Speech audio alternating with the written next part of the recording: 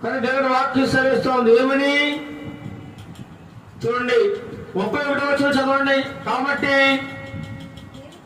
ఏమి తిందుమో, ఏమి త్రాగుదమో, ఏమి ధరించుకుందామో అని చింతింపకుడే. అయ్యో నాకు ఇలా ఆహారం లేదే, మంచి బట్టలు లేవే, మంచి ఇల్లు లేదే, వాళ్ళకి అలా ఉంది వీళ్ళకి ఇలా ఉందని వాళ్ళకి వీళ్ళకి పడి ఏడవాల్సిన అవసరం లేదు. నువ్వేమాత్రం విచారించాల్సిన అవసరం లేదు.